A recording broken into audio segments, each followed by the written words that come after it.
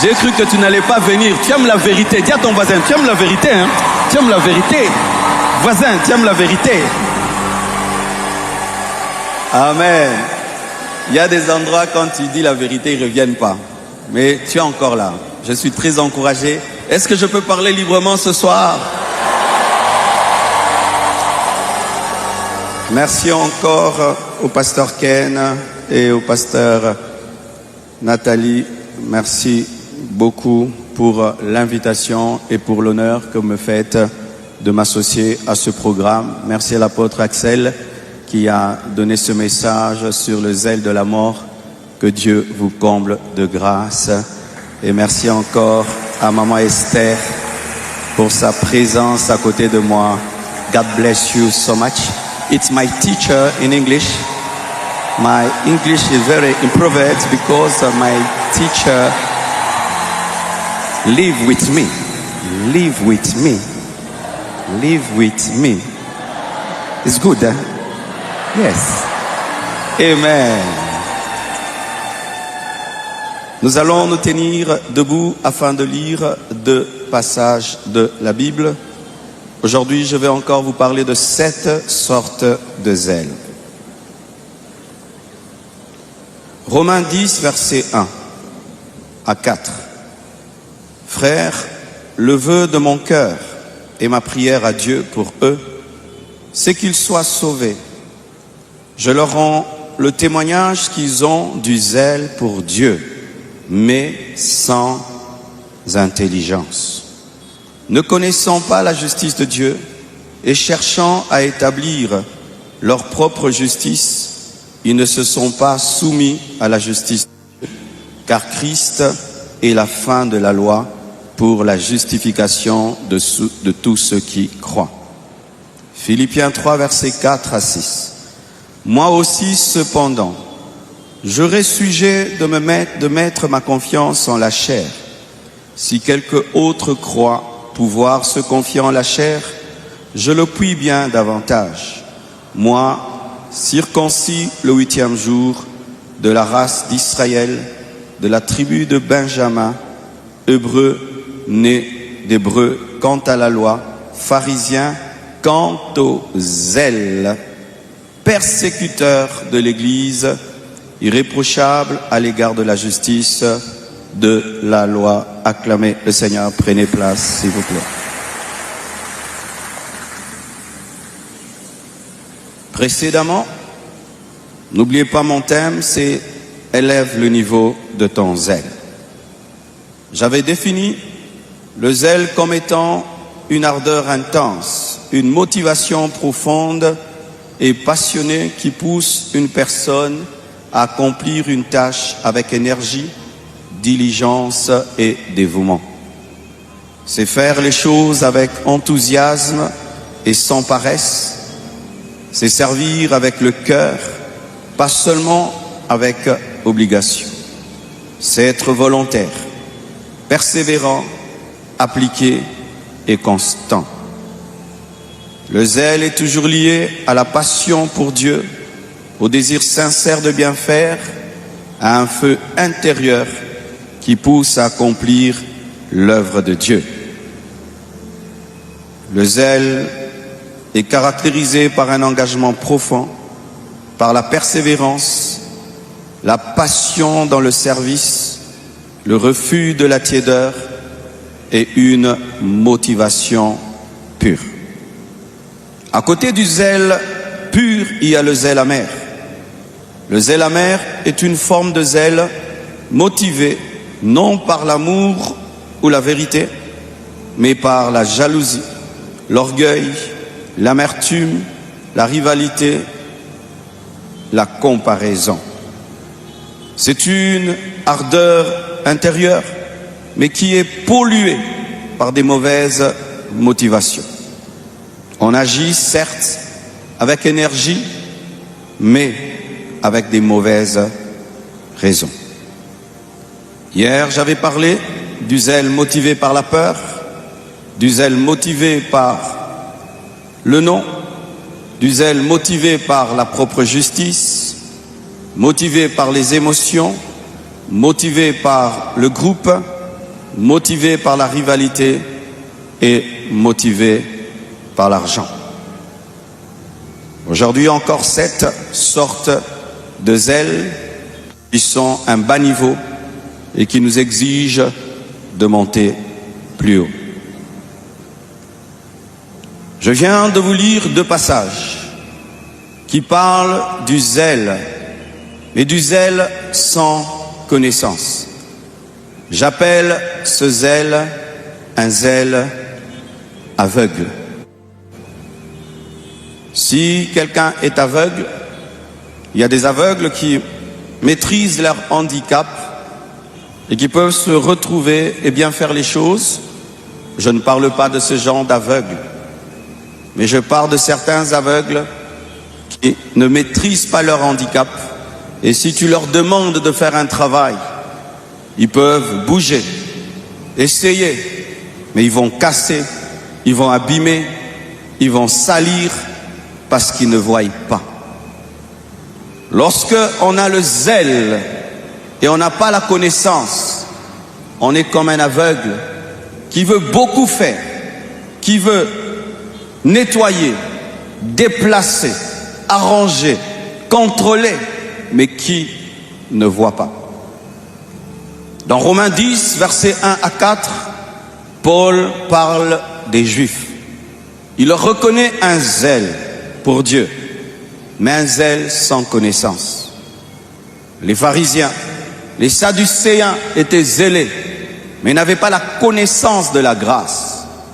Et Paul lui-même, dans Philippiens 3, versets 4 à 6, reconnaît qu'il était zélé, mais qu'il avait un mauvais zèle, un zèle aveugle qui l'a poussé à persécuter l'Église. Lorsque tu es zélé, mais tu ne connais pas la parole, lorsque tu es zélé et tu ne connais pas Dieu, ton zèle sera un zèle aveugle. Et ce zèle aveugle, au lieu de bâtir l'œuvre de Dieu, va détruire l'œuvre de Dieu et va combattre l'œuvre de Dieu. Sachez que lorsque Paul a tué Étienne, il a cru servir Dieu. Lorsque quelqu'un est zélé, sans la connaissance, il combat même l'œuvre de Dieu et il pense faire l'œuvre de Dieu. Ce sont ces personnes qui ont un ministère de dénonciation, par exemple. Ils sont là tout le temps, en train de parler du mal des hommes de Dieu. Tout le temps, tout le temps, tout le temps. Ils ont des versets, ils pensent que c'est bien, mais ils ne savent pas qu'ils sont en train de donner aux païens des arguments pour ne pas se convertir. Lorsque tu as le zèle, sans connaître la saine doctrine, sans connaître le cœur de Dieu, ton zèle va combattre au lieu de bâtir. Moïse a frappé le rocher alors que Dieu lui a dit de parler parce qu'il avait l'ignorance du cœur de Dieu. Dieu voulait pardonner. Dieu voulait manifester l'amour et la grâce. Moïse pensait que Dieu voulait juger son peuple et il a frappé au lieu de parler. Quand tu as le zèle sans connaissance, tu vas mal utiliser la prophétie. Quand tu as le zèle sans connaissance, tu vas mal utiliser l'onction que Dieu t'a donnée. Quand tu as le zèle sans connaissance, tu vas nous créer des problèmes dans l'œuvre de Dieu parce que tu seras un aveugle qui veut travailler. Écoutez ceci. De plus en plus dans ma nation, les gens veulent prier, ils veulent jeûner, ils veulent servir Dieu, mais ne veulent pas apprendre, ne veulent pas connaître, ne veulent pas connaître. On jeûne beaucoup, mais on ne lit pas beaucoup. Si je te pose la question, pendant ce jeûne, tu as lu combien de chapitres de la Bible? Tu vas voir que tu as fait 12 heures de prière, mais tu n'as pas fait 6 heures de méditation. Nous prions beaucoup, nous lisons peu. Nous prions beaucoup, mais nous connaissons peu. Beaucoup grandissent dans leur vie de prière, mais ne grandissent pas dans la maîtrise des Écritures, dans la maîtrise de la saine doctrine. Et ça fait des personnes très zélées, mais qui sont ignorantes. Combien échouent aujourd'hui à l'école au nom de la prière? Combien aujourd'hui sont en train de détruire leur foyer au nom de la prière? Combien aujourd'hui sont des mauvais citoyens au nom de la prière? Parce que lorsqu'on prie sans connaissance, on est un aveugle. Donne-moi l'amen. C'est sûr que dans votre assemblée, il y a des formations qui sont données aux nouveaux convertis, les affermissements et tas d'autres enseignements. Vous allez remarquer que beaucoup veulent servir à l'église, mais n'aiment pas les enseignements qui se donnent pour servir Dieu. Combien de fois nous avons des problèmes? On dit avant d'être choriste, tu fais 1 année de formation, ils ne veulent pas. On dit pour devenir intercesseur, 1 année de formation, ils ne veulent pas. Ils veulent vite entrer dans l'intercession, chanter, mais ils n'aiment pas la formation. Des gens qui ne sont même pas baptisés et refusent même les enseignements de baptême, mais ils veulent torchonner, ils veulent balayer, ils veulent faire beaucoup de choses. Va à la formation, va suivre les affermissements, va suivre les affermissements. Lorsque un protocole n'est pas formé et n'a pas la connaissance, il va commencer à insulter les gens à la porte. Vous allez voir, l'église ne grandit pas. Vous ne comprenez pas. Il n'y a pas de sorcier. Il y a un impoli à la porte qui ne sait pas répondre aux gens. Oh, donnez-moi la main.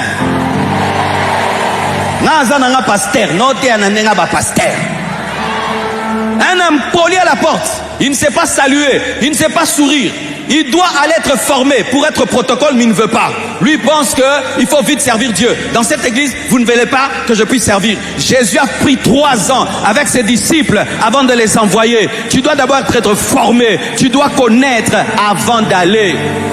Même si tu sens le feu au niveau du dos, cherche à connaître la Bible avant d'être prédicateur. Même si tu as des visions, cherche à maîtriser. On commence à prêcher comment? L'homélétique, l'exégèse, l'herméneutique, la saine doctrine. Tu vas prêcher des choses qu'on ne comprend pas.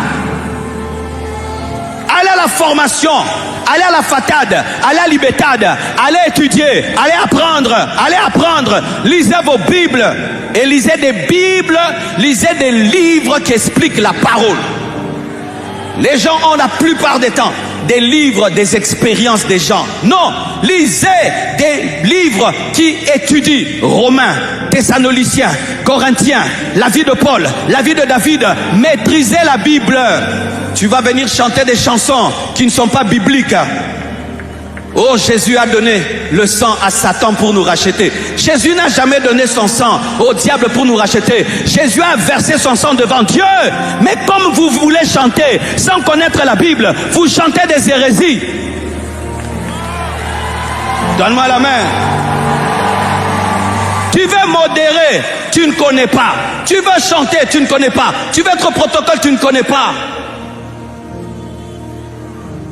Certains, vous fouillez la formation et on vous retrouve déjà en train de servir. Et certains même, vous voulez utiliser vos relations dans l'église pour servir, même si vous n'avez pas été formé. Vraiment, hein? Molima Congo, tina katia église. Molima Congo, tina katia église. En français, l'esprit du Congo jusqu'à l'église. Comme tu es l'ami du pasteur, comme tu connais le pasteur, toi tu peux sauter les formations de l'église pour te retrouver en train de travailler. Frère, va te faire former, même si tu connais le pasteur, même si tu es à côté du pasteur, même si tu es un licencié, oublie tes licences, fais-toi former à l'église. Ce n'est pas parce que tu es intelligent à l'école que tu es intelligent dans les choses de Dieu. Ce n'est pas parce que tu es chef au travail qu'à l'église tu es chef. Ici tu recommences à 0. Donne-moi la main, hein? Bah maman, alléluia. J'aimerais un peu parler aux mamans. Les mamans aiment la prière mais n'aiment pas l'enseignement. Les mamans aiment prier. Lisez. Maman, faites aussi ça. Non, vous. Il y a un temps pour prier, un temps pour méditer, il y a un temps pour lire, il y a un temps pour jeûner, il y a un temps pour les enseignements, il y a un temps pour la prière. Donne-moi la main, hein? Vous voyez une église grande comme celle-ci, tu mets les études bibliques, ils ne sont pas là. Oui, mais je connais tout ça. Si on dit demain études bibliques, et on enseigne calmement, vous allez venir? Vous voulez seulement fire. Vous connaîtrez la vérité. Et la vérité vous affranchira. La parole, la connaissance et l'épée de l'esprit. Lorsque tu n'as pas la connaissance de la parole, tu n'as pas d'épée. Tu es un canif. D'autres ont des cure-dents spirituels. Il ne connaît qu'un seul verset. Demandez, on vous donnera. Cherchez, vous trouverez. Frappez, on vous ouvrira. À part ce verset, tu ne connais aucun verset. Tu donnes même des versets qui sont dans le glossaire. Chacun pour soi, Dieu pour...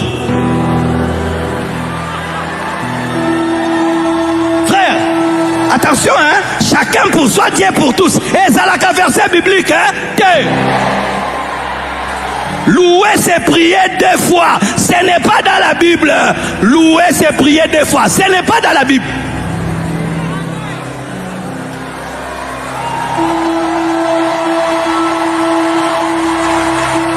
Aïe, aïe, aïe. Un homme veut prendre un avion, le faire décoller et l'amener seulement à Brazza. Combien d'heures de vol? Quel niveau de formation? Un homme veut commencer à opérer le cœur. Combien de temps de formation? Quelqu'un veut opérer le cerveau. Combien de temps de formation? Mais à l'église, on ne veut pas de formation. Nous ressemblons au Wewa. Tu prends la moto, tu conduis. Moutou rouge. Tu prends la moto. Tu prends l'intercession. La louange. L'intercession. Sans permis de conduire. Tu vois maintenant comment on les arrête? On va t'arrêter, on va t'arrêter, on va t'arrêter, on va t'arrêter, on va t'arrêter. Va te faire former, va te faire former, va te faire former. Tu commences 2 mois, tu arrêtes. 3 mois, tu arrêtes. Ça fait combien d'années que tu es dans l'église? Tu n'as jamais fini une seule formation. Jamais. Et quand tu fais 10 ans, pas de formation, tu commences à nous déranger. Pasteur, avec toutes les années que j'ai faites dans cette église, je ne fais rien. Mais tu es un redoubleur. Tu ne fais que redoubler. Dans quelle université on passe de classe parce qu'on a 50 ans?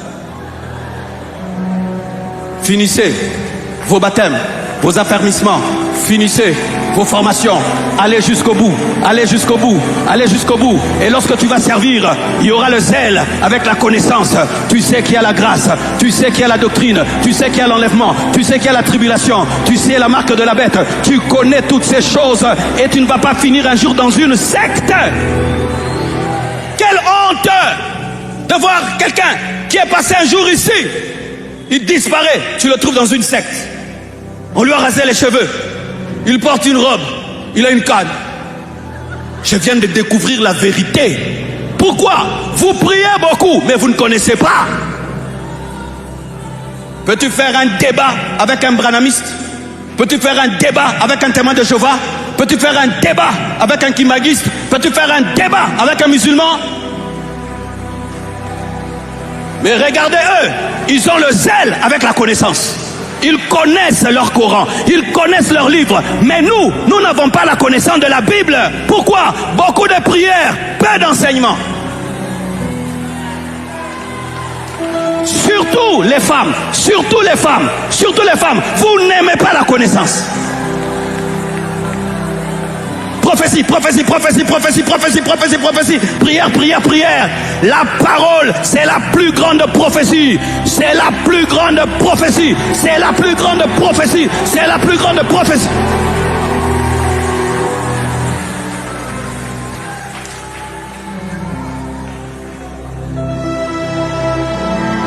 Paul a combattu Dieu pensant le servir. Lorsque tu as le zèle sans connaissance, tu peux combattre l'église. Et tu penses que tu sers Dieu. Un jour, un pasteur se tient dans une église. Il a le don, mais il n'a pas la connaissance. Il voit une fille là. Il dit, sœur, viens. Elle vient devant. Il dit, Dieu me montre ton père, il est dans l'adultère, répands-toi. Vous savez c'était qui? C'était la fille du pasteur. L'église est morte. L'église est morte. Lui ne sait pas. Mais comme il n'a pas la sagesse et la connaissance qu'il y a des prophéties qu'on donne au bureau, qu'on donne au secret, il dit en public, c'était vrai, ce n'était pas faux. Mais il révèle à toute l'église que le pasteur est dans l'adultère, l'église est morte. Mais lui ne savait pas qu'en révélant le secret de la vie de cette fille, c'était le secret de la vie de celui qui l'avait invité. Pourquoi? Manque de connaissance. Allez apprendre, aimez l'étude biblique. Venez aux études bibliques, venez à Malakisi, venez aux enseignements, venez aux enseignements, venez aux enseignements. Aimez les cultes aussi, où il n'y a pas de sensations et de fire. Oh, donnez-moi la main. Hey. L'église, on veut tout le temps, c'est ça. Ouah! Ben, ouah! Allez chez les autres là, ils enseignent calmement. Mais tu rencontres un témoin de Jéhovah, il va te faire ça. Mais lorsqu'on l'enseigne, il n'y a pas de piano, il n'y a pas de bruit. On l'enseigne. Il y a un temps dans l'église, on s'assied et calmement, on est enseigné.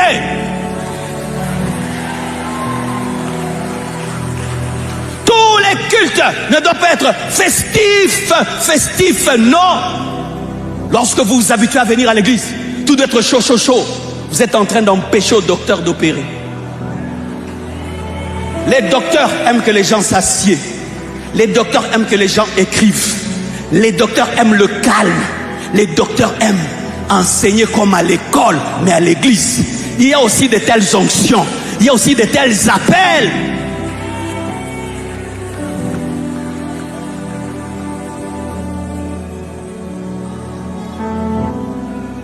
Il y a des jours, on chante, on danse, on saute. Il y a des jours, tu entres dans l'église, tu te dis, Likambo. C'est silencieux. Verset tel, il est écrit. Vous voyez la virgule, c'est 1000 ans. Comment? Oui, ça aussi c'est important. Le zèle sans connaissance combat Dieu. J'ai peur des gens zélés mais qui ne connaissent rien. Ils sont dangereux, très dangereux.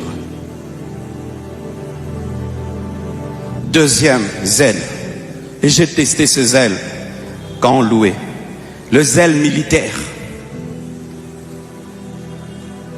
Quand vous lisez Genèse 29, versets 25 à 28, Jacob pense avoir épousé Rachel, mais il dort avec Léa. Le matin, il se retrouve avec Léa. Il se plaint auprès de Laban, et Laban lui dit, reste avec elle pendant 7 semaines, et ensuite je te donnerai Rachel. Pendant que Jacob est avec Léa, il est là malgré lui. Il est là, mais il ne l'aime pas. Mais il est là. Il attend qu'on lui donne Rachel. C'est une obligation. Il est là parce qu'il doit être là. C'est un zèle légaliste, froid, sans émotion, sans chaleur, sans feu. Car la Bible dit, le zèle de ta maison me dévore. Dans le zèle, il y a toujours le feu. Mais il y a des zèles qui sont froids. Ce sont les zèles militaires. Va à l'église. Tu es là pourquoi? Je dois être à l'église. Parce que Dieu m'a donné le souffle de vie. Je dois être là. Pourquoi tu es à l'église? Dans l'église, on a dit, si tu es président des départements, tu ne viens pas, on ne te cisse pas. C'est pourquoi je suis venu. Certains, vous êtes là à cause du suivi, non? Si tu ne viens pas, on va te faire le suivi. Si tu ne viens pas, on va t'appeler. Mokambi, tu es où? Tu n'es pas là parce que tu aimes Dieu. Tu es là parce que tu dois être là. Tu es comme Jacob qui dort avec Léa en attendant Rachel. C'est pourquoi je vous ai testé. J'ai dit, nous allons danser. Ceux qui sont venus malgré eux, tout le monde danse. Likamweza awa ya kubina bina ya kusote sote. Nga ya kika bunda. Alléluia. Salut ton ton frère. Dis à ton voisin que tu l'aimes. Militaire, il ne rit pas, il ne danse pas, il ne chante pas, il ne dit pas amen, mais il est tous les jours là dans tous les cultes. Tu te poses même, qu'est-ce qu'il reçoit? Tu prêches bien, il rit pas. Tu prêches mal, il rit pas. Un mort ressuscite, il ne rit pas. Quelqu'un meurt, il rit pas. Surtout vous les gens de la sécurité. Même si tu as la sécurité, il faut rire, il faut sourire. Oh, donnez-moi la main, hein. Sécurité, donne-moi la main, hein. T'as la sécurité, donne-moi la main. Mouta Robert Zate, donne-moi la main, hein.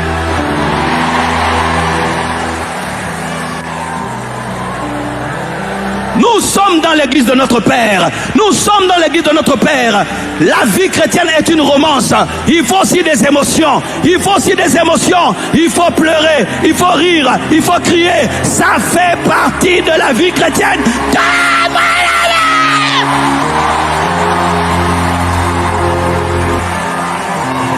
Tu entres à l'église.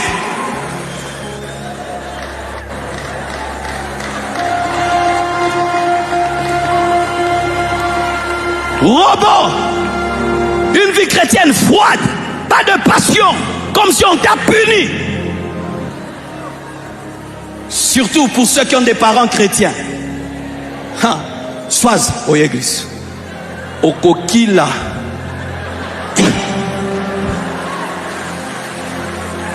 Pourquoi tu es là? Maman. Surtout si tu as une soeur que tu veux épouser, tu viens à Bunda.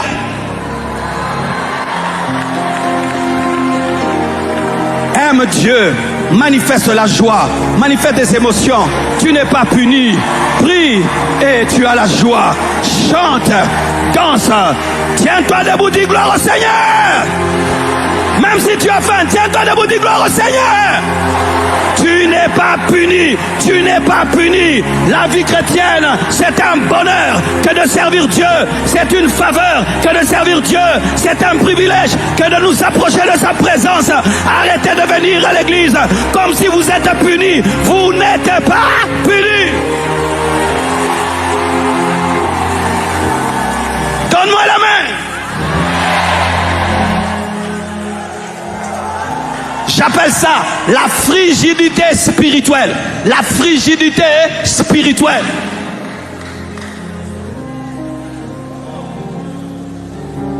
Souviens-toi, quand tu t'étais converti, tu attendais impatiemment le jour du culte. Souviens-toi, quand tu t'étais nouvellement converti, avant même que la chorale ne commence à chanter, tu chantais déjà. Souviens-toi, quand tu venais de te convertir, même si la louange ne fait pas danser, tu dansais. Souviens-toi, quand tu venais de te convertir, même le prédicateur prêche mal, tu disais toujours amen. Souviens-toi, quand tu venais de te convertir, après le culte, tu restais pour la communion fraternelle. Mais aujourd'hui, tu viens à 7 heures pile, quand c'est 9 heures. Il est temps. Mais tu mens. Cette même personne-là, qui est froide à l'église, devant Nigeria, RDC. Cette même personne qui à l'église est froide, lourde, quand c'était les pénaltys, Nigeria contre l'RDC. Hey! Ouais! Zambé! Manifeste la même joie maintenant. Car Jésus a gagné. Il a vaincu le diable. Il a vaincu les démons. Il a vaincu les principautés. Il a vaincu les autorités. Jésus a marqué. Jésus a marqué. Jésus a marqué. Jésus a marqué. Donne-moi la main.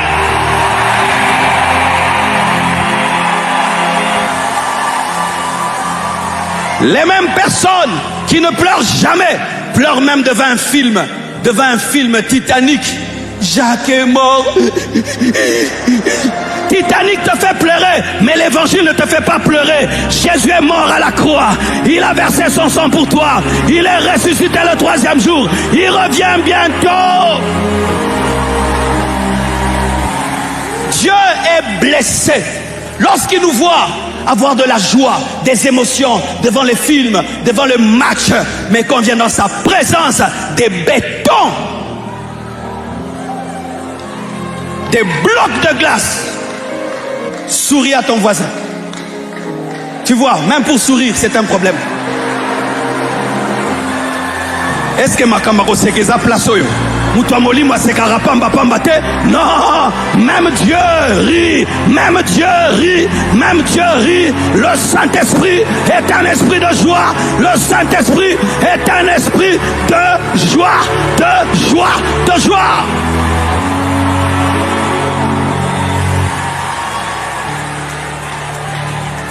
Quand on était intercesseur, on nous disait qu'un intercesseur ne riait pas pour rien. Même quand tout le monde, l'église rit comme ça. Non, on ne rit pas. On est en train de contrôler l'atmosphère, de paralyser la sorcellerie. Quand tu es un homme de Dieu rempli, on ne rit plus.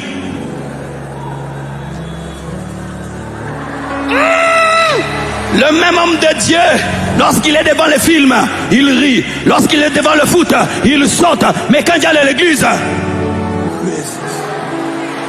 hypocrisie, hypocrisie, théâtre, théâtre, au sécarapé, au sécarapé, au sécarapé. Soyez comme des enfants, même si tu es un roi, sois comme David. Quand c'est le temps de chanter, chante. Quand c'est le temps de danser, danse. Oublie ton diplôme, oublie ton titre, oublie ta maison. C'est Dieu qui est digne de recevoir l'honneur, la gloire.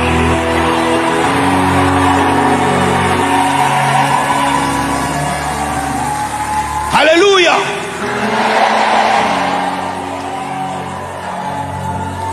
Troisièmement, le zèle motivé par le service, le zèle des esclaves.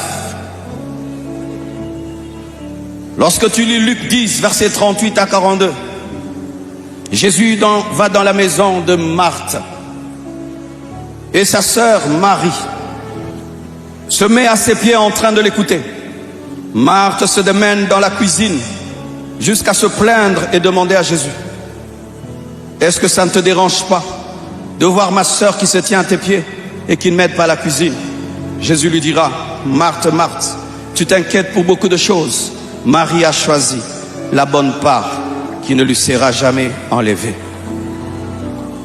Le zèle de Marthe, c'est un zèle qui l'attache au service et qui ne l'attache pas au roi. Le zèle de Marthe, c'est un zèle attaché à l'œuvre de Dieu plus qu'au Dieu de l'œuvre. C'est un zèle qui fait de l'œuvre de Dieu Dieu, qui fait de l'œuvre de Dieu l'idole, où tu es plus concentré sur ce que tu fais pour Dieu que sur Dieu, où tu es plus concentré sur ton service pour Dieu. C'est quand tu vas faire un service à l'église que tu pries beaucoup. Quand tu sais que tu es au programme, c'est quand tu te consacres.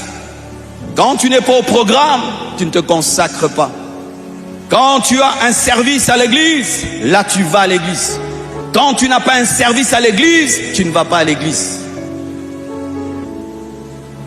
J'ai remarqué cela. Quand les églises ont beaucoup de chorales et que les chorales font des rotations, vous remarquez que les choristes qui ne sont pas au programme ne viennent pas à l'église. Ils attendent le jour où ils vont chanter pour venir à l'église. Il mange aujourd'hui, parce qu'aujourd'hui il ne va pas chanter. Il va jeûner demain, parce que demain il va chanter. Si on fait un mois, on lui donne rien à faire, il vit dans le péché. Quand on lui donne un travail, il abandonne le péché. Je connais même des gens qui disent à leurs copines: on ne se voit pas aujourd'hui, demain je prêche, demain je chante. Hein? Aujourd'hui je me sanctifie parce que demain je vais prêcher. Quand je vais finir, hein, on se verra après le culte. Kindumba, il y a Kindumba pensa. Oh, donne-moi la main, hein? Toi, tu penses que quand tu es un impudique et tu arrêtes l'impudicité pour prêcher, Dieu te pardonne? Dieu ne nous pardonne pas parce que nous arrêtons les choses pour le servir. Dieu nous pardonne lorsque nous arrêtons les choses pour lui, pas pour son œuvre. Des choristes qui se sanctifient le jour où ils vont chanter. Le jour qu'ils chantent, elles s'habillent bien. Le jour qu'elles ne chantent pas, rencontre-les à la maison. Donne-moi la main, hein?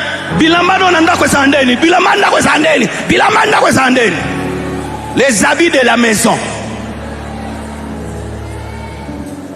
Ici, des longues robes. À la maison, vous portez quoi? Ici, des pagnes. À la maison, vous portez quoi?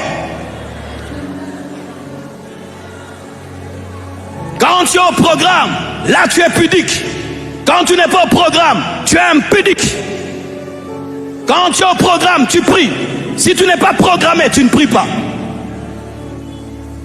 Des modérateurs, le jour que lui modère, là il est zélé dans le culte. Le jour il ne va pas modérer, il dort.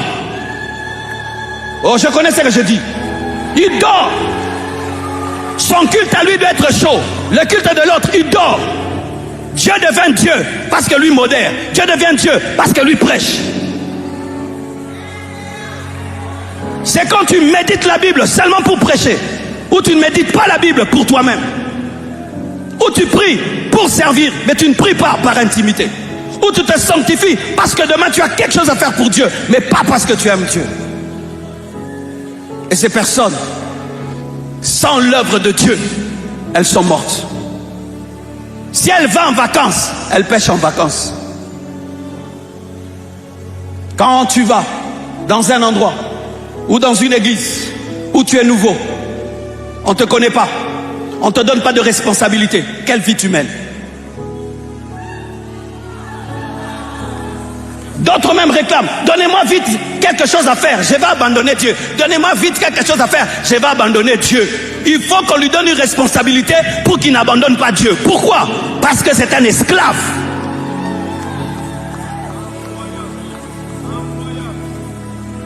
C'est pourquoi, quand Dieu te dit, ne me sers pas ces derniers temps, tu n'arrives pas.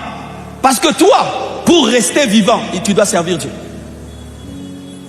Tu ne peux pas venir à l'église simplement et tu participes au culte de tout ton cœur. Il faut que tu fasses quelque chose. Et si tu ne fais rien, tu es distrait comme pas possible. J'aimerais parler aux gens qui sont dans les bureaux, dans les églises. Quand vous avez des tâches bureaucratiques à l'église, faites très attention. Car tu peux commencer à venir à l'église pour être au bureau. Tu n'écoutes plus ton pasteur, tu n'adores plus, tu es devant l'ordinateur du début à la fin. Voici ce qu'il faut faire. Lorsque le service que tu rends à Dieu à l'église t'empêche d'être totalement concentré sur l'adoration, fais deux cultes. Un culte où tu filmes, mais un autre culte, tu ne filmes pas, tu t'assieds. Parce que quand tu filmes, tu prends des photos, tu n'es pas concentré. Quand tu es au bureau là-bas, tu n'es pas concentré. Quand tu es derrière le mixeur, tu n'es pas concentré. Fais un autre culte où tu n'es pas à la sécurité. Tu t'assieds. Sécurité. Il y a des cultes, hein, au côté au Fandi, au Longoli, Varese à verre. Donne-moi la main, hein. Parce que quand vous êtes dehors, en train de garer nos voitures, est-ce que vous écoutez la parole? Est-ce que vous donnez l'offrande? Est-ce que vous participez au culte? Quand est-ce que maintenant Dieu vous bâtit? Tu risques de venir à l'église, mais mourir par l'œuvre de Dieu. Et je bénis Dieu. J'ai fait tout ça dans ma vie chrétienne. J'étais sécurité, protocole, choriste, modérateur, jeunesse. J'ai tout fait. Et je sais tout ce qui se passe là-bas. Là-bas. Là-bas. Là-bas.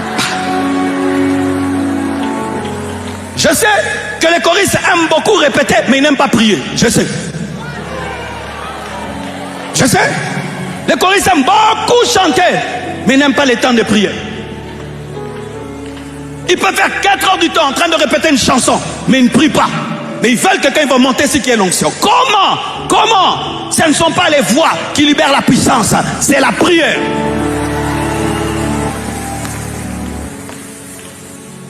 Et d'ailleurs, certains ouvriers, pendant ce jeûne, vous avez mangé. Comment tu peux être à côté d'un homme de Dieu? On va en guerre pendant 21 jours. Mais toi, tu es à côté de l'homme de Dieu. à côté du serviteur de Dieu, tu manges. Pourquoi? Parce qu'on ne verra pas. Toi, tu es dans les choses qu'on voit. Comme quand tu manges, surtout que tu as une taille, même si tu manges, tu ne grossis pas, tu profites. Aimez Dieu plus que son œuvre.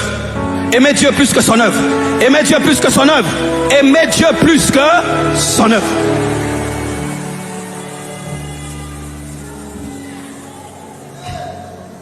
Quatrièmement, le zèle, motivé par les enfants spirituels. J'appelle cela le zèle protecteur.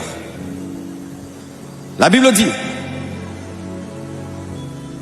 Romains 14, verset 20, pour un aliment ne détruit pas l'œuvre de Dieu. À la vérité, toutes choses sont pures, mais il est mal à l'homme, quand il mange, de devenir une pierre d'achoppement. Il est bien de ne pas manger de viande, de ne pas boire de vin et de s'abstenir de ce qui peut être pour ton frère une occasion de chute, de scandale et de faiblesse. C'est un zèle protecteur où tu es zélé pour ne pas être une occasion de chute pour les autres. Où tu viens à l'église parce que si tu ne viens pas, les gens que tu as amenés vont abandonner. Où tu restes droit dans la parole pour ne pas être une occasion de chute pour les autres. Où tu veilles sur ta marche, pas pour toi, mais pour les autres. Souvent, lorsqu'on a beaucoup de fils spirituels, lorsqu'on encadre les gens, sans le savoir des fois, notre zèle n'est plus pour Dieu, c'est pour les regards des fils spirituels. Si je fais ça, ça va les scandaliser, je ne fais pas. Si je dis ça, ça va les scandaliser, je ne fais pas. Si je ne vais pas, ça va les scandaliser, ils n'iront pas. Ainsi tu commences à faire des choses, plus pour Dieu, mais pour les gens que tu as amenés à Christ, pour les gens que Dieu t'a confiés. Mais voici le danger. Le danger, c'est lorsque les fils spirituels commencent à tolérer tes bêtises. J'ai vu des leaders s'égarer dans l'œuvre de Dieu parce que leurs fils spirituels sont devenus tolérants. Il essaye de faire quelque chose, les fils spirituels ne disent rien, il avance. Il essaye encore, les fils spirituels ne disent rien, il avance. Et tu perds ton zèle parce que les fils spirituels sont devenus tolérants. Le standard du zèle n'est pas le fils spirituel, c'est Dieu. C'est Dieu. Lorsque vous tolérerez l'impudicité, je ne tolérerai pas l'impudicité en moi. Lorsque vous tolérerez le culte de l'homme, je n'accepterai pas d'être adoré à l'église. Lorsque vous tolérerez la fausse doctrine, moi-même, je ne tolérerai pas. Mon standard, ce n'est pas vous, mon standard, c'est Dieu. Donne-moi l'amen que je te parle. Arrêtez ces choses de dire, les gens ont compris. Les gens peuvent te comprendre parce qu'ils ont perdu le standard. Les gens peuvent tolérer le mal en toi parce que le mal est entré en eux. Si tu veux connaître la volonté, cherche à connaître Dieu, mais pas ce que les hommes tolèrent. Donne-moi la main. Quand les gens deviennent des aventuriers, ils tolèrent l'aventure chez les autres. Quand les gens deviennent des pécheurs, ils tolèrent le péché chez les autres. Plus le temps va passer, les gens seront des pécheurs et ils vont tolérer les bêtises chez les leaders, afin que les leaders tolèrent les bêtises chez eux. Donnant, donnant.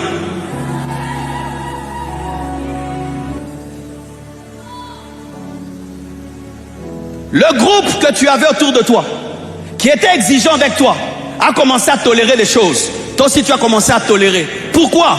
Tu as fait de tes fils spirituels des dieux. Je peux dévier dans le message et vous dites amen.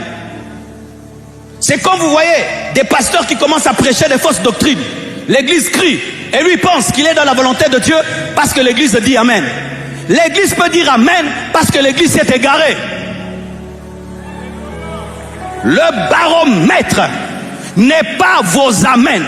Le baromètre, c'est l'amen du Saint-Esprit. Car au temps de la fin, la saine doctrine va disparaître. Et si le baromètre devient le peuple, nous serons égarés. Oh, donne-moi l'amen. Donne-moi l'amen. Le peuple de Dieu peut tolérer quelque chose chez toi, mais Dieu n'a pas toléré. Le peuple de Dieu peut comprendre ce que tu as fait, mais Dieu n'a pas compris.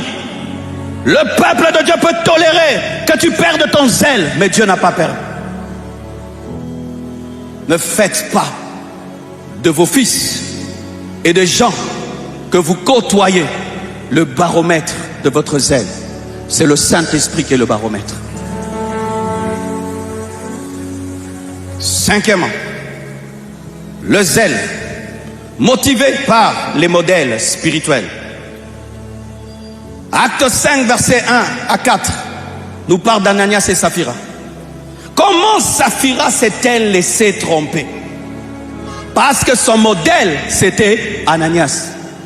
Comme Ananias, le leader, a menti et qu'il a retranché la moitié, moi qui suis sa femme, je dois aussi dire de même. Ananias meurt, Saphira meurt. Certaines personnes sont zélées à cause de ceux qui sont devant eux. Comme celui qui est devant lui aime Dieu, lui aussi il aime Dieu. Celui qui est devant lui prie, lui aussi il prie. Celui qui est devant lui évangélise, lui aussi il évangélise. Mais les jours où celui qui est devant lui va dévier, lui aussi dévie. Ce sont des frères et sœurs qui s'égarent avec leur leader. Ce sont des frères et sœurs qui s'égarent avec leur responsable. Le responsable devient rebelle, lui aussi devient rebelle. Le responsable devient impudique, lui aussi devient impudique. Le responsable ne vient plus à l'église, lui aussi ne vient plus à l'église. Quel est l'état de celui qui te dirige? Quel est l'état de tes modèles? Aujourd'hui, vous avez des modèles partout, sur YouTube. Et vous copiez tout le monde. Et vous copiez ce qu'on ne copie pas. Faites attention à celui que vous regardez. Faites attention à celui qui est devant vous. C'est pourquoi, mon frère, je peux apprécier ce que tu fais, mais faire de toi mon modèle, ah, là c'est difficile. Parce que si je fais de toi ton modèle, je risque de faire de toi mon modèle, je risque de copier même tes défauts. Il était démontré dans l'athlétisme que si celui qui est devant de toi court à 200 à l'heure, toi aussi tu feras même 190.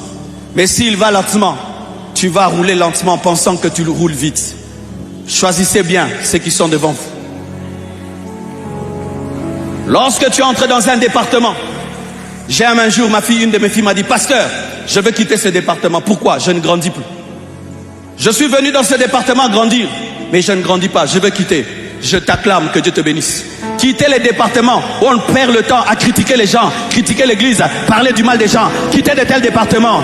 Ne côtoyez pas même les gens qui ont fait des années dans l'église, qui ne grandissent jamais et qui perdent leur temps seulement à critiquer, à parler du mal. Ne les côtoyez pas, ne les côtoyez pas, ne les côtoyez pas. Lorsque quelqu'un fait beaucoup d'années dans l'église et dans le Seigneur, mais il ne grandit pas, il devient un danger pour les bébés spirituels. Le bébé spirituel va beaucoup donner, tu donnes trop. Il va beaucoup jeûner, tu jeûnes trop. Nous, on a commencé ces choses avant. Fais attention, Ananias. Lorsque Ananias est devant toi, laisse-le mourir tout seul.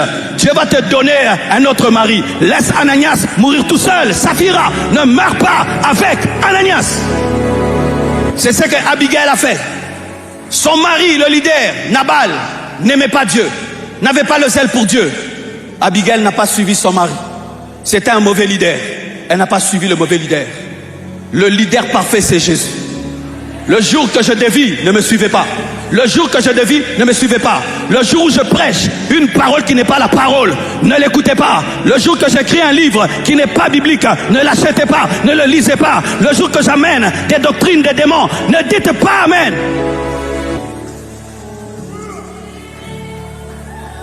Donne-moi l'amen, hein. Donne-moi l'amen. J'entends des gens qui disent, si eux tombent, nous aussi on peut tomber. Non. Si certains hommes de Dieu sont impudiques, tu n'as pas le droit d'être impudique. Dieu ne tolère pas l'impudicité parce qu'il y a des pasteurs impudiques et des leaders impudiques. Si eux qui montent devant là-bas tombent, donc nous aussi on peut tomber. Non. Jésus a vaincu le péché. Jésus a vaincu le péché. Jésus a vaincu le péché. Jésus a vaincu le péché. C'est lui le modèle.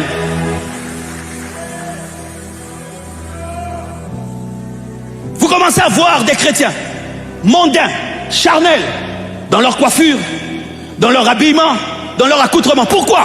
Il y a maintenant des leaders qui s'habillent ainsi, qui font ainsi, déchirer, déchirer, déchirer, déchirer, déchirer. Eux aussi sont déchirés, déchirés.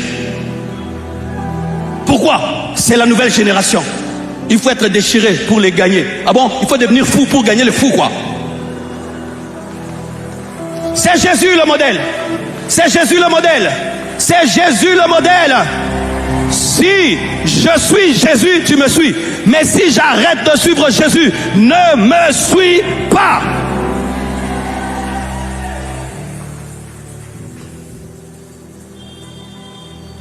Avant de finir, le zèle engendré par le regard des hommes.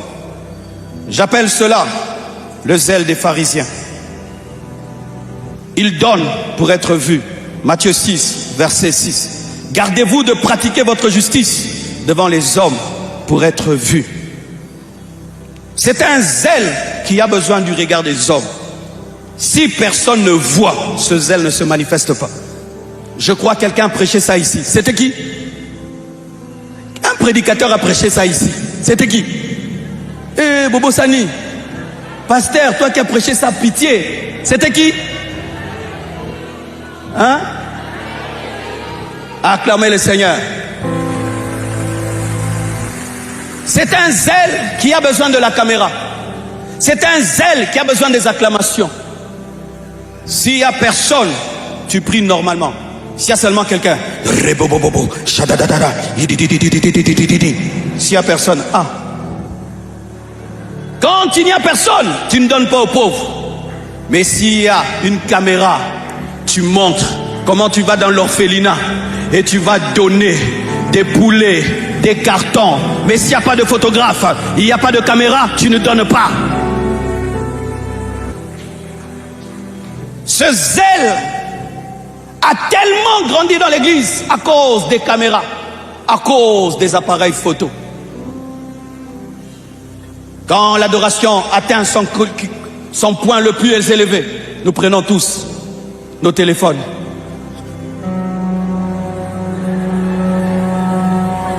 Et nous faisons que l'orateur soit dans le champ.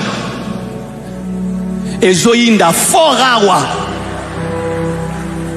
Distraction, distraction. Il y a des choses qu'on fait dans le secret pour que personne ne voie, afin que tu obtiennes ta récompense au ciel. On ne montre pas tout, on ne filme pas tout, on ne photographie pas tout. Tu vas faire le porte-à-porte, mais avec une caméra. Je m'approche de lui. Maintenant je lui parle. Maintenant il commence à pleurer. Maintenant il a reçu Jésus. C'est la deuxième personne à qui j'ai fait recevoir Jésus aujourd'hui. Alléluia. Gloire à Dieu. À demain. Lave-toi aussi sur Internet. Lavez-vous aussi sur Internet. Lavez-vous aussi sur Internet.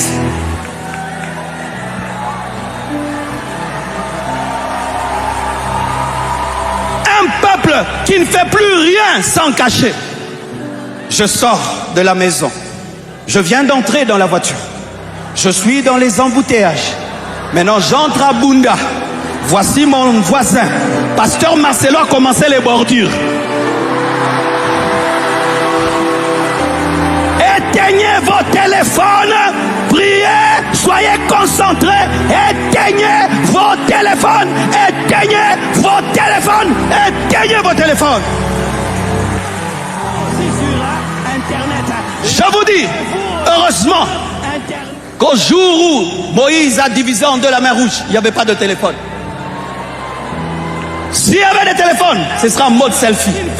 Regardez, d'un côté la mer, de l'autre la mer, c'est à sec.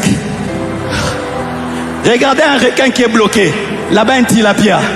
Heureusement qu'il n'y avait pas de téléphone au temps de Paul. Heureusement qu'il n'y avait pas de téléphone au temps de Pierre. Ces hommes étaient concentrés. Que ton téléphone ne te puisse pas te distraire. Ne montre pas tout. Ne dis pas tout. Ne fais pas les choses pour les hommes. Fais-les pour Dieu. Je te pose une question. Si on n'était pas là, qu'est-ce que tu allais faire aujourd'hui? Nous faisons tout pour l'homme. Nous nous habillons pour l'homme. Nous faisons tout pour l'homme. L'homme est devenu notre Dieu. Quand nous venons au culte, avant de nous asseoir, on regarde d'abord. Toto dit, ah, oui, si tu viens, ce n'est pas encore rempli. Tu te sens en insécurité. Qu'est-ce qui se passe aujourd'hui? Où sont-ils? Dieu est là, non. Où sont-ils? Quand tu viens à l'église, tu regardes le parking. Est-ce que le pasteur Ken est là? Si le pasteur Ken voyage, toi aussi tu voyages.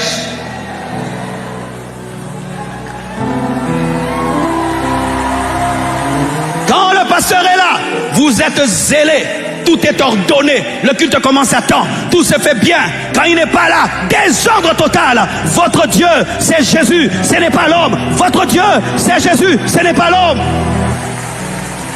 Vous cherchez à plaire aux hommes, à plaire à vos responsables, à plaire aux fidèles, à plaire aux followers, à plaire aux hommes. Mais Dieu,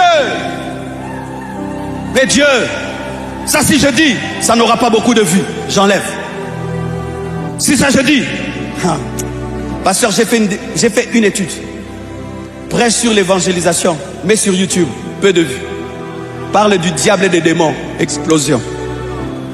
Satan est plus célèbre dans l'église que les âmes. Thème: comment gagner une âme? 10 000 vues. Comment détruire les autels de ta famille et les brûler éternellement par le pouvoir du sang de Jésus. 100 000 vues. Et quand le regard de l'homme commence à nous diriger, nous allons dire des choses superficielles que des choses profondes. Quelles sont les choses qui sont les plus suivies aujourd'hui? Les blagues, n'est-ce pas? Faire rire, 4 millions de vues. Quelles sont les parties de ma prédication que vous coupez?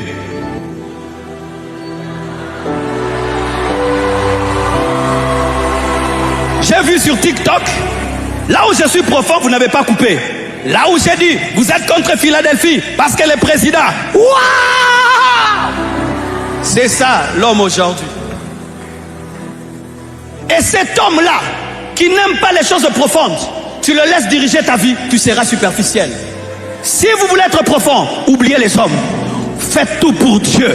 Si ça plaît aux hommes, gloire à Dieu. Si ça ne plaît pas aux hommes, gloire à Dieu. Mais si vous cherchez la popularité et l'unanimité, vous quitterez le chemin de Dieu.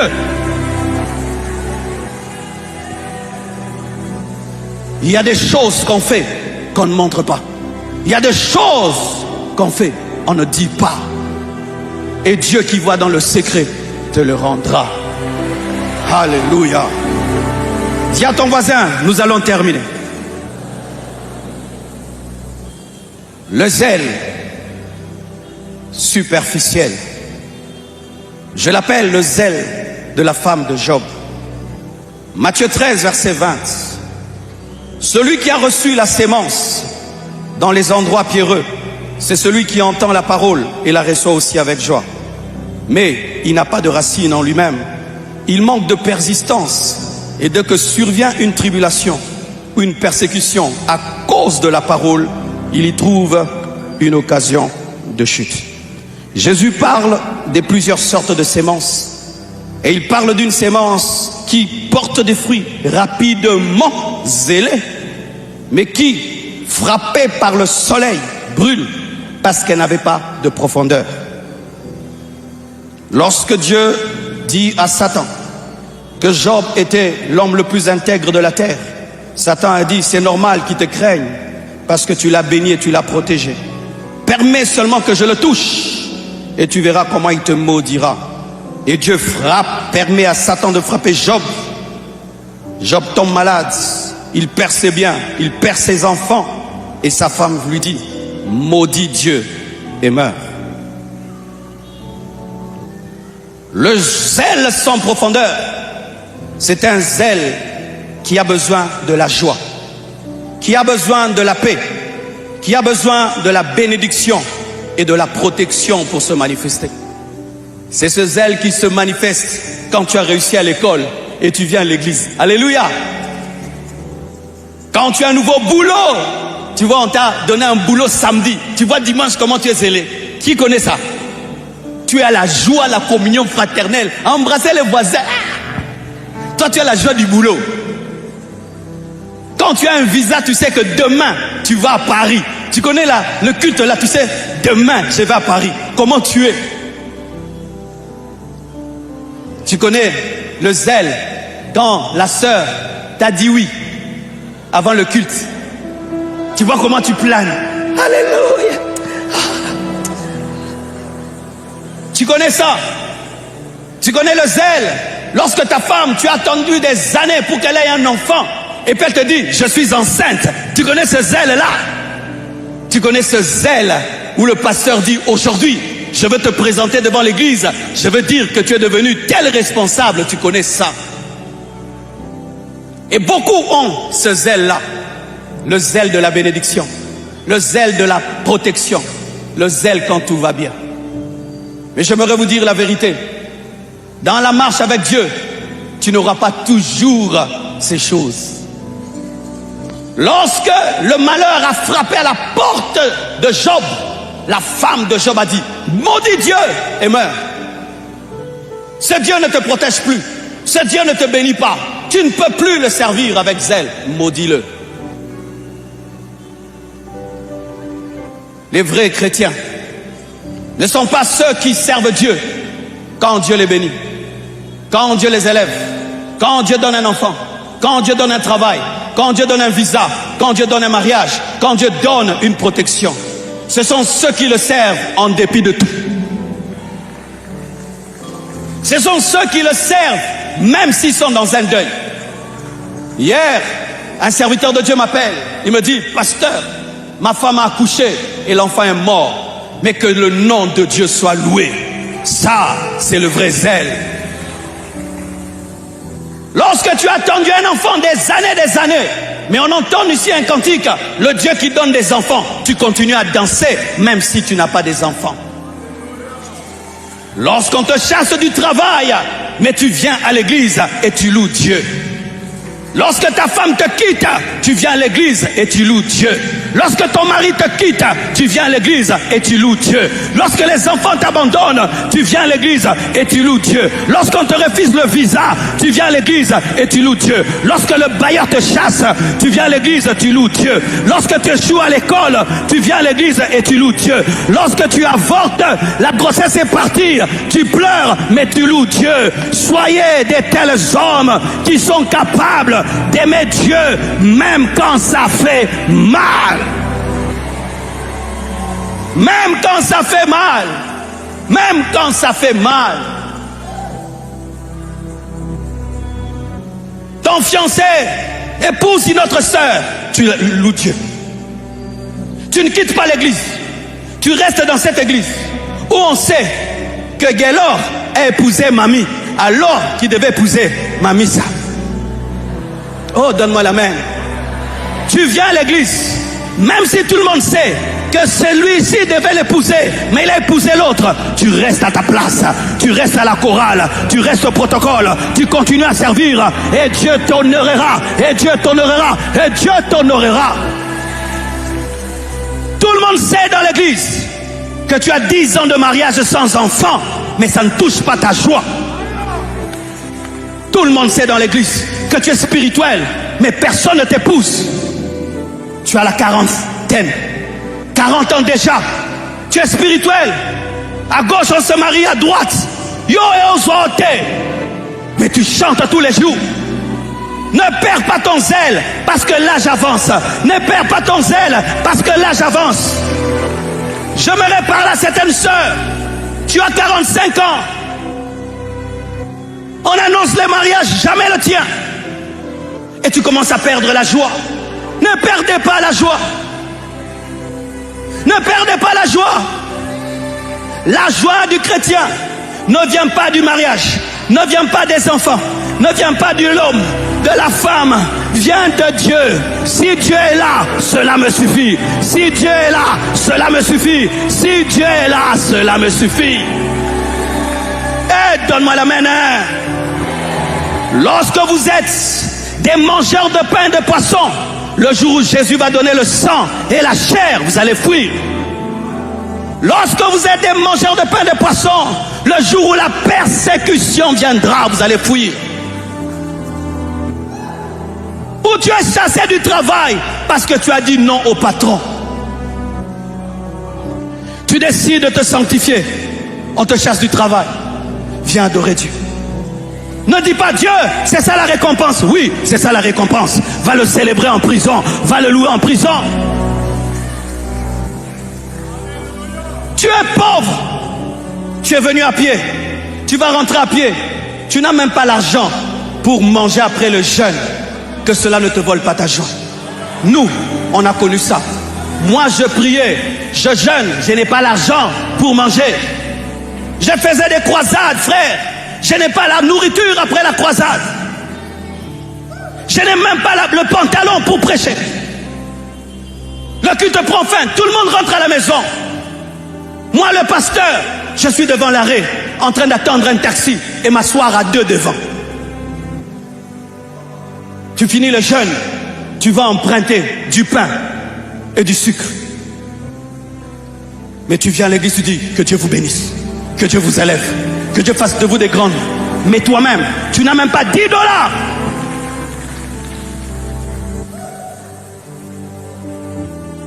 Frères et sœurs, les hommes normaux perdent le zèle. Si tu veux garder le zèle, tu dois être surnaturel. J'aimais ce que j'ai partagé avec le pasteur Ken. Le zèle de la croix. Tu as la croix, mais tu continues à sauver les gens. Tu as la croix, tu dis Père pardonne-leur car ils ne savent pas ce qu'ils font. Tu as la croix, mais tu dis tout est accompli. Tu as la croix, tu dis Fils, voici ta mère. Mère, voici ton fils. Tu as la croix, tu dis Père, entre tes mains, j'abandonne mon esprit. Frère, même si tu as la croix, continue à travailler, continue à travailler, continue à travailler. Est-ce que je peux vous parler? Il y a des niveaux de souffrance. Tu perds la prière. Tu perds la prière. J'ai connu des temps, frère. Je me tiens devant Dieu, j'ai rien à dire. Je suis pasteur, j'ai rien à dire. J'ai rien à dire. Otali nzambe nzambe atali obotala nika. Nzambo mamu. Mais même si il te fait mal, tu fais comme le bébé qui vient toujours dans les bras de maman, même si maman a tapé. Qui a un bébé? Les enfants, même si tu le tapes, il vient pleurer seulement dans tes mains. Même si tu pleures, pleure dans les mains de papa. Même si tu cries, crie dans les mains de papa. Papa sait toutes choses. Papa connaît toutes choses. Ne perds pas le zèle parce que ton mari est mort. Ne perds pas le zèle parce que ta femme est morte. Ne perds pas le zèle parce que tes parents sont morts. Ne perds pas le zèle parce que ton mari est parti, ta femme est partie. Ne perds pas le zèle pour ça. Si tu perds le zèle parce que tu as perdu quelque chose, cette chose est devenue ton idole. Frère, Job, si réellement il a existé, respect.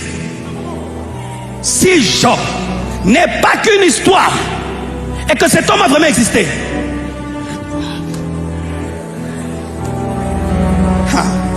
frère, quand tu as souffert un peu dans la vie et tu lis l'histoire de Job, tu te dis ça, ce n'est pas un homme normal. Tu perds tous tes enfants le même jour.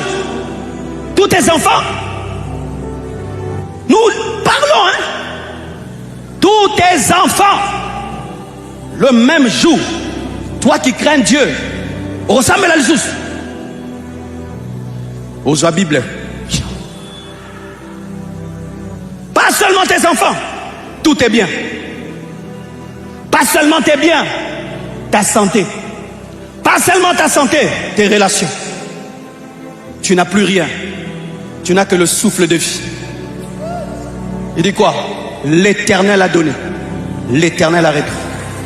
Est-ce que de Dieu, nous ne réserverons que des bonnes choses? C'était ça la doctrine de Job, qui a gardé son zèle. Lorsque ta doctrine, c'est on ne reçoit de Dieu que des bonnes choses, tu perdras ton zèle. Mais si dans ta doctrine, il y a aussi des fois, tu recevras de Dieu des choses amères, tu continueras.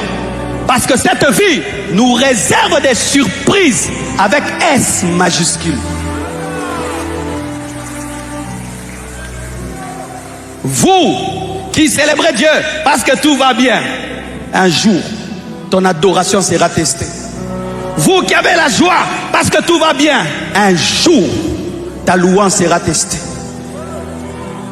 Car quand Dieu te donne Isaac, il vient tester si ta joie vient d'Isaac ou vient de lui. Dieu va tester si ta joie vient de ton travail.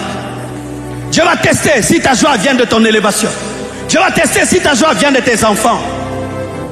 Tu vois des parents, tu élèves tes enfants. Un jour, ils t'oublient. Ils se marient, ils ne pensent plus à toi. Hey, les enfants nous réservent des surprises. Tu le téléphones. Papa, je t'ai pris, hein. Hey, yo! N'a pas classe, on a foutu à Bossani. Aïe, aïe, aïe. Un jour, je regarde mes parents et je dis, Dieu, quand est-ce que l'homme se repose sur la terre? Nos parents se sont mariés, souci, avoir des enfants. Ils ont eu des enfants. On est, souci, nous nourrir, nous vêtir, nous élever. Ils nous élèvent. Souci, on doit se marier. On se marie. Souci, on doit avoir des enfants. On a des enfants. Souci, nos enfants sont malades. Un jour, j'ai dit à mon père, quand est-ce que tu te reposeras? Parce que jusqu'aujourd'hui, tu continues à te soucier de moi, comme si j'avais 10 ans. Il me dit, Pape Marcelo, quand je mourrai, tant que je suis sur cette terre, jamais je ne me reposerai. Quand la vie de tel va bien, la vie de l'autre ne va pas bien. Quand tu as 7 enfants, quand est-ce que tu auras la vraie paix? 5 vont bien, rien que 2 qui vont mal, tu perds la joie. Voici un secret, que vos joies ne viennent pas de l'harmonie. Que votre joie ne vienne pas de l'équilibre. Que votre joie ne vienne pas du fait que votre vie est en ordre. Que votre joie ne vienne que de Dieu qui est la seule constante. J'ai remarqué dans ma vie, presque tout a bougé. Une seule chose n'a pas bougé, Dieu. Et puis il m'a enseigné, Marcelo, si tu veux trouver la joie dans la vie, fonde-la rien que sur moi. Si ta joie est fondée sur autre chose que moi, aujourd'hui tu as la joie, demain tu n'as pas. Aujourd'hui tu as la joie, demain tu n'as pas. Aujourd'hui tu as la joie, demain tu n'as pas. Tu finis de prêcher comme ça la joie, tu sors là-bas, embouteillage, la joie part. Vrai ou faux? Je termine en vous disant, frères, sœurs, ce thème que Dieu a donné au pasteur Ken est une interpellation pour nous tous. Sincèrement, moi, il y a longtemps que j'ai entendu un tel thème. Je ne sais pas toi. Dieu veut qu'on ait un zèle qui ne dépend que de lui. Nous sommes à la fin des temps, au temps de la persécution. Si ton zèle est fondé sur autre chose, demain, on ne te verra plus jamais ici. On ne te verra plus. La vie est longue, mais quelqu'un est constant. Jésus de Nazareth, qui est le même hier, aujourd'hui et demain. Que Dieu vous bénisse abondamment. Oh, merci Père pour ta parole. Merci Père pour ce message. Qu'il reste gravé dans les cœurs, dans les âmes, dans les esprits. Fais de nous des hommes déterminés, des hommes persévérants, des hommes qui t'aiment en dépit de tout. Comme Marie de Magdala qui t'a aimé en tout temps. Donne-nous le cœur de Marie de Magdala qui t'a aimé en tout temps. Et que rien ni personne ne puisse nous séparer de ton amour. Fais de nous des hommes profonds, avec un zèle rempli de connaissances. Au nom de Jésus. Amen. Oh, tu vas m'aider à acclamer très fort le Seigneur. Je nous encourage à rapidement nous avancer vers les paniers. Nous allons bénir le pasteur Marcelo qui nous a bénis. Et je vais faire la prière de clôture. Est-ce qu'on peut faire ce mouvement, s'il vous plaît? Je parlais du mouvement vers le panier et pas le mouvement vers la sortie. Que Dieu te bénisse. N'ayez pas un zèle pour sortir rapidement. Et aussi un zèle pour bénir l'orateur. N'ayez pas seulement le zèle pour dire Amen au message, mais aussi un zèle pour bénir l'orateur. Est-ce qu'on peut avancer rapidement vers les paniers? Que Dieu te bénisse. Que Dieu te bénisse. Nous le faisons rapidement. Je vais prier pour notre retour. Gloire à Dieu. Gloire à Dieu. Que Dieu te bénisse. Que Dieu te bénisse. Que Dieu te bénisse. Que Dieu te bénisse. Que Dieu te bénisse. Que Dieu te bénisse. Nous avons tous nos mains levées. Nous allons prier. Je vais demander à ceux qui sortent de s'arrêter pendant quelques secondes le temps que je prie. Si tu as à côté de toi quelqu'un qui est en train de bouger, prends-le par la main, dis-lui, patiente. Merci. Père, nous voulons te bénir du plus profond de nos cœurs pour le premier message qui du reste était dans le même esprit que le deuxième message, le zèle de la mort. Et ce message qui nous parle du zèle fondé sur Dieu. Même dans les douleurs, restez zélés. Même dans la souffrance, restez zélés. Même dans les larmes, restez zélés. Dans la joie, comme dans le temps d'épreuve, restez zélés pour Dieu. Nous prions, Papa, que cela soit notre partage. Bénis ton peuple et raccompagne-nous dans ta paix et dans ta sécurité. Et ramène-nous ici demain, Père, à 6 heures pour nos 12 heures de prière. Au nom de Jésus, que quelqu'un me donne un bon amen. Rentrez dans la paix du Seigneur.